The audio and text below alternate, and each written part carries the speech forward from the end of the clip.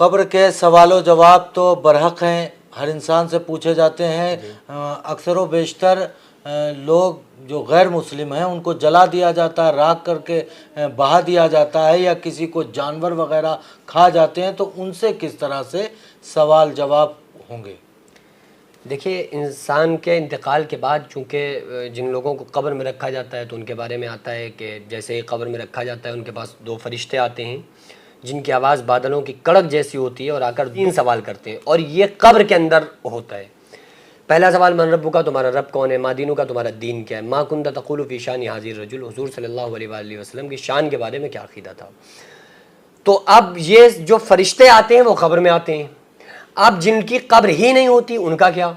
دیکھیے، یہ کہا جاتا ہے نا کہ قبر اور عالم برزخ جو ہے، عالم برزخ سمجھنا ہوگا کہ عالم برزخ کیا ہوتا ہے۔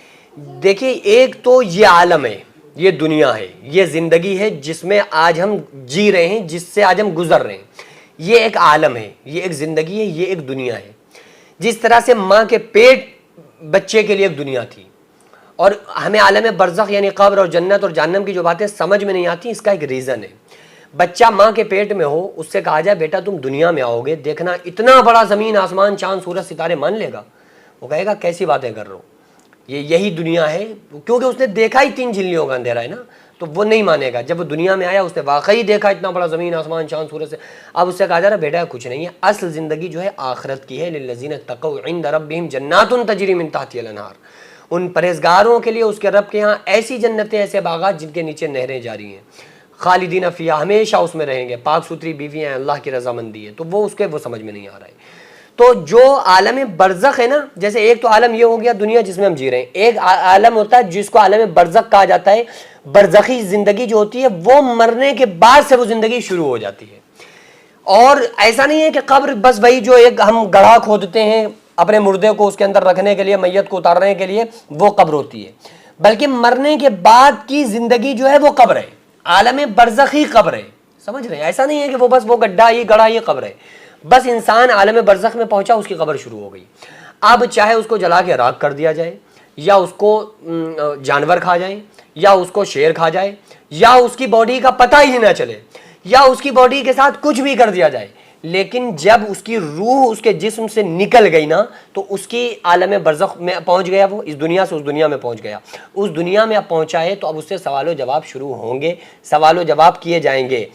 روح سے سوال و جواب ہوتے ہیں، جسم سے اس سے لوگ بہت زیادہ کنفیوز ہوتے ہیں کہ دیکھو روح جو ہوتی ہے، روح کا تعلق جسم کے ساتھ ضرور رہتا ہے، چاہے انسان کو قبر میں سلا دیا جائے، مردے کو، مرحوم کو، یا اس کی قبر کا پتہ ہو یا نہ پتہ ہو، اس کی باڈی کو چاہے کوئی جانور کھا لے یا اس کی باڈی کو جلا دیا جائے، لیکن اس کی روح جو ہوتی ہے نا، آتما، اس روح کا تعلق انسان کی باڈی کے ساتھ ضرور ہوتا ہے۔ روح کو کوئی تکلیف ہوگی تو باڈی پر اثر کرے گی، باڈی محسوس کرے گی، باڈی پر کوئی تکلیف پریشانی ہوگی تو وہ انسان اس کی روح محسوس کرے گی۔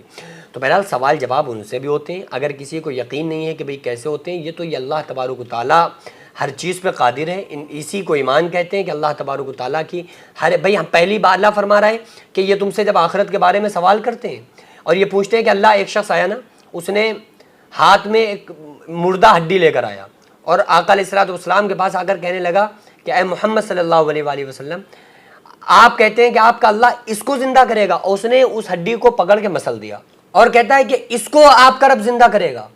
تو اللہ تعالیٰ نے قرآن مقدس میں فرمایا کہ اے محبوب صلی اللہ علیہ وآلہ وسلم کہہ دو کہ یہ اپنے اللہ سے جھگڑتے ہیں، ان سے پوچھو پہلی بار تمہیں کس نے پیدا کیا تھا جب یہ ہڈی بھی نہ تھی؟ بھئی انسان کا وجود ہی نہیں تھا۔ اللہ تعالیٰ وہ ذات ہے کہ جو بغیر سیمپل کے سب کچھ بنانا جانتا ہے۔ پتھر کا ایک ذرہ نہ تھا، اللہ تعالیٰ نے پہاڑ بنا دیے۔ ستاروں کا ایک چمک نہ تھی، اللہ نے بڑے بڑے ستارے بنا دیے۔ آسمان کا ایک ذرہ برابر کہیں پہ میٹیریل نہیں تھا، پورا آسمان بنا دیا۔ بغیر سیمپل کے اللہ تعالیٰ بناتا ہے، بغیر نمونے کے اللہ تعالیٰ بنانا جانتا ہے۔ تو ہم تو پھر ہمیں زندہ کرنا، اللہ فرما رہا ہے پہلی بار بھی تو ہم نے تمہیں پیدا کیا تھا، پہلی بار پیدا کرنا مشکل ہے یا دوبارہ اٹھانا مشکل ہے؟ تو اللہ کے لیے تو کچھ بھی مشکل نہیں ہے، لیکن اگر انسان اپنی عقل لگائے گا تو ظاہر سی بات ہے جب اس نے بغیر اسباب کے اور بغیر کسی چیز کے، بغیر کسی مٹیریل کے، بغیر کسی سیمپل کے پہلی بار جب پیدا کر دیا تو اسے دوبارہ اسی کو زندہ کرنے میں اس کے لیے کیا پرابلم ہے؟ تو وہ تو اللہ کی ذات ہے. ہم اپنی عقل سے دیکھیں گے تو ہمارے لیے تمام کام امپاسبل ہیں، اس لیے کہ ہم بندے ہیں، ہماری عقل عاجز ہے. ہم ان کاموں کو اللہ کی طرف منسوب کریں تو ہر کام، کچھ بھی کام امپاسبل نہیں ہے. کوئی بھی کام امپاسبل اللہ کے لیے نہیں ہے. کچھ بھی کر سکتا ہے، کوئی چیز اس کے لیے ناممکن نہیں ہے.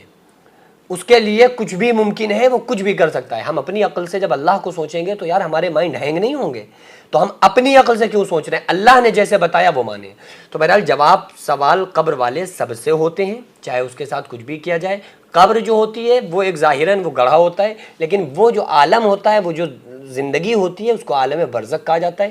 اس میں سوال جواب اور سارے چیزیں جو قبر کی برزخی زندگی میں ہوتا ہے وہ ہر بندے کے ساتھ ہوتا ہے. نیک کے ساتھ بھی ہوتا ہے، گناہگار کے ساتھ بھی ہوتا ہے، مرد کے ساتھ بھی ہوتا ہے، عورت کے ساتھ بھی ہوتا ہے. اور کوئی انسان کسی بھی مذہب سے تعلق رکھنے والا ہو، اس کے ساتھ یہ مسئلہ عالم برزخ کا ضرور ہوتا ہے.